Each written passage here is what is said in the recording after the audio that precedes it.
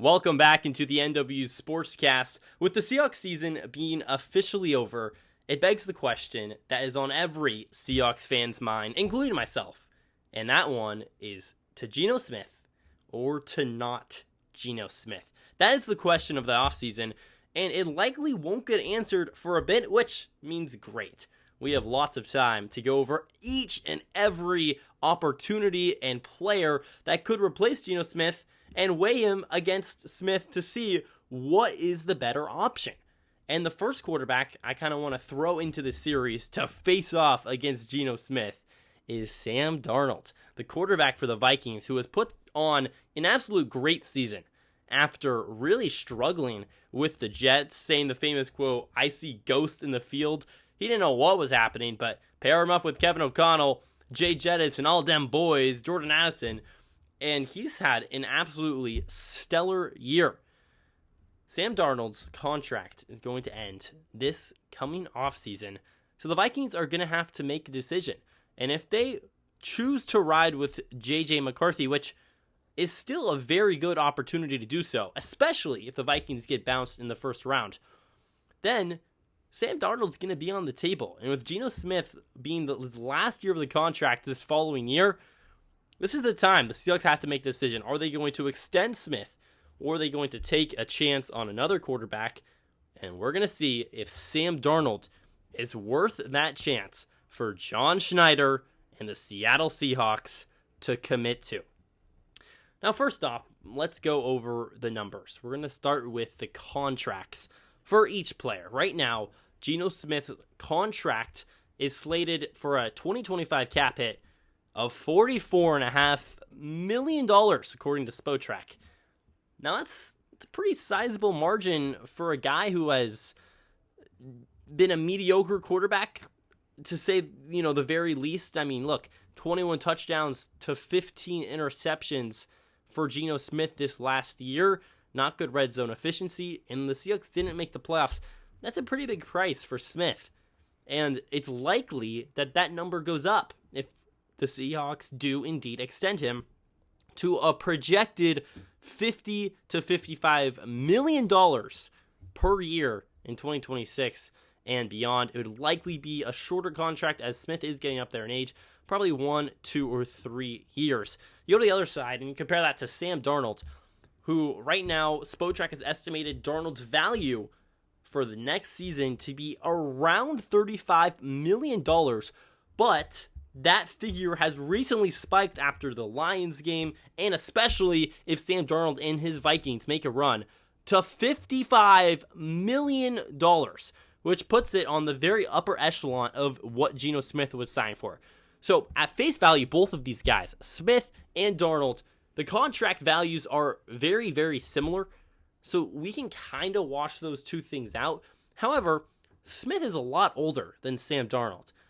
Darnold is 27 in the prime of his career, and Smith, although being a backup quarterback for, a sizable portion of his NFL career, he's 34 years old. This is the time where quarterbacks often start to you see that decline. And I don't think it'll be any different for Geno Smith. So for the contract debate, I'm going to give it to Sam Darnold. I think he wins this one because of the age and because of how close the two contracts are.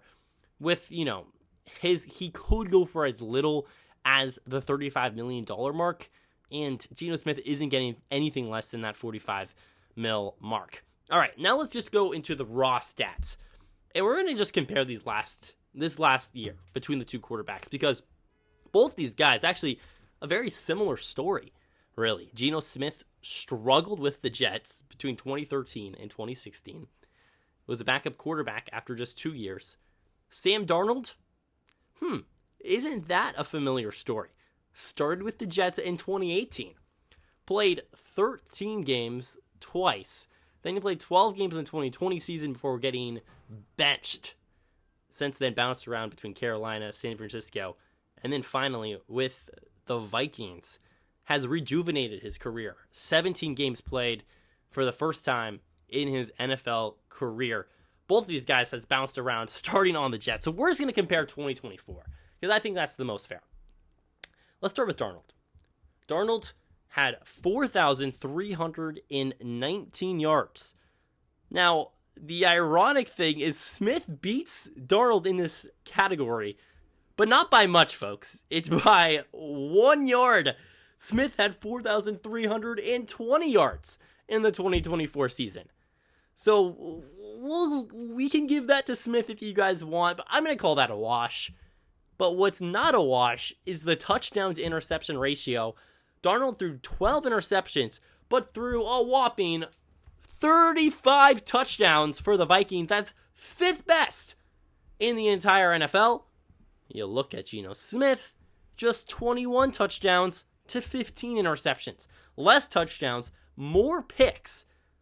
The 15 interceptions is really, really bad compared to just his 21 touchdowns. So that's an easy win for Sam Darnold. The QBR also pretty similar, but once again, a slight edge to Darnold. 60.6 QBR, that ranks 14th in the NFL, compared to Smith, just 53.8, 21st in the NFL. So the raw stats of the main 4 categories, that being yards, touchdowns, interceptions, and QBR, got to go to Sam Darnold here. So that's another point for Sam Darnold. Now, let's look at some of the more intangible stuff, right? Something, maybe not intangible, that's not the word. We're going to get into the intangibles, but let's look at kind of the other things that quarterbacks bring to the table. We're going to look at the rushing stats just very quickly. Geno Smith, definitely more capable as a rusher. You know, again, not his elite trait. He's going down in age, or going up in age, so you should kind of see this cross X graph where the more he ages, the less he's going to run, but still had 272 yards on the ground with a couple of touchdowns and 53 carries for the Hawks last year. Sam Darnold on the other side of things, he had just 212 yards with a touchdown, but just 15 yards last year with the Niners. So, you know, I think the legs and the elusiveness we can give to Geno Smith. I also think he's better outside of the pocket compared to Darnold, who really is that system quarterback in the pocket type guy. And Geno Smith does kind of play more favorably to where the Seahawks offensive line is at right now. The center and the 2 guard positions for the Hawks, or the 2 tackle positions for the Hawks, for the offensive line is absolutely abysmal. Rank near the bottom of the NFL in interior guard and interior center play. So Geno Smith being able to kind of roll out and make play on his feet, that definitely does play more to the Seahawks style of football. However, this is a very center and tackle focused offensive line draft. I do expect the Seahawks to get better at that. And if they can kind of build around Sam Darnold and make it a priority to work on the offensive line, I don't think that'd be a huge crux for either guy. So, yes, I think the elusiveness, the legs, we'll give it to Geno Smith, but I don't know how important that'll be, especially with Geno Smith aging, and we'll see how that works out to continue. We can quickly look at, other kind of physical traits. Height, very similar. You got Sam Darnold 6 3/8, with Geno Smith being 6'2", very similar guys. The hand size also similar. Smith at 9 1/4, Darnold at 9 3/8.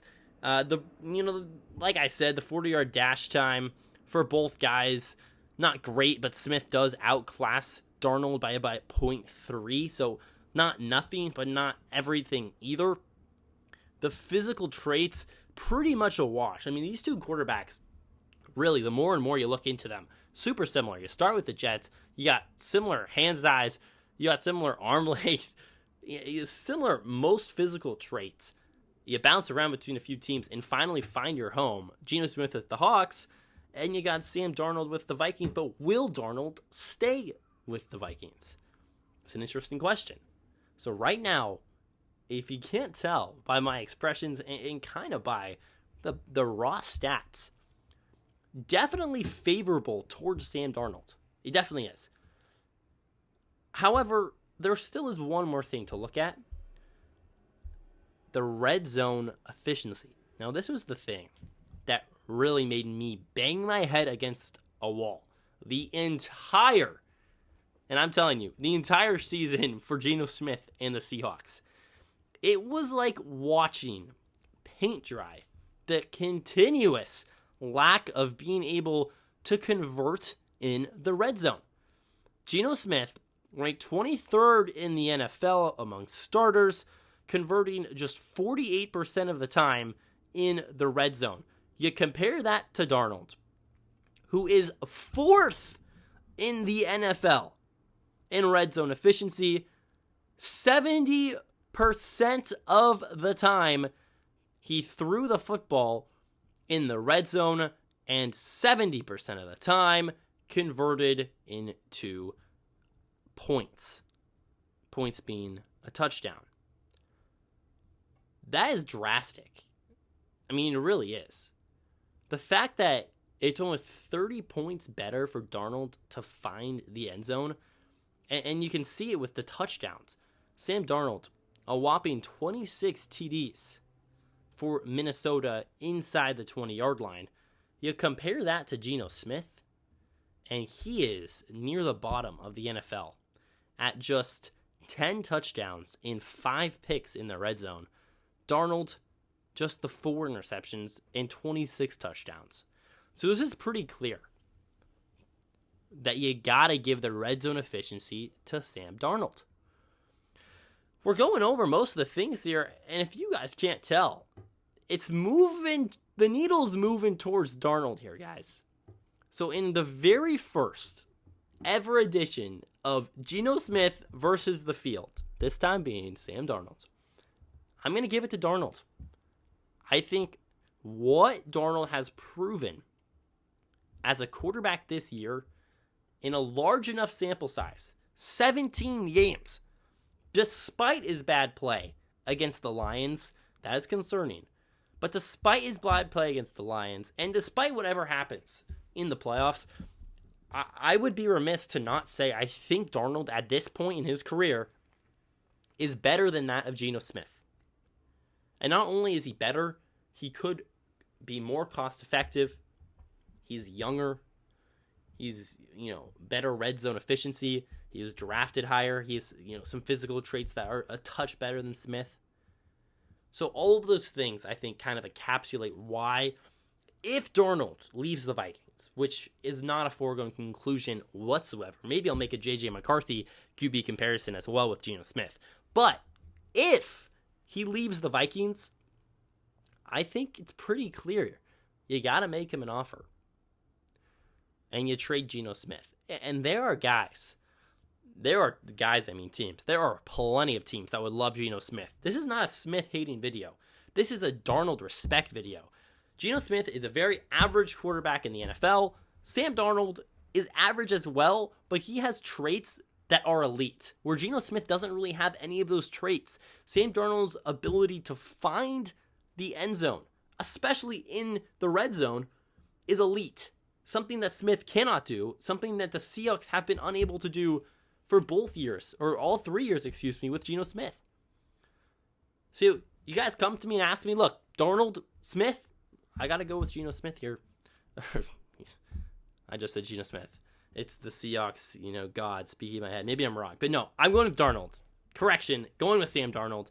I think he is the better quarterback for the Seahawks to use this year. Not only would you sign Sam Darnold, you could also trade Geno Smith for some stock value. So you get some trade, or you get some draft capital, and you would also get Sam Darnold, who by my account was a better quarterback. Seems like a win-win to me. What do you guys think? Would you pick Sam Darnold, or would you pick Geno Smith? Comment down below.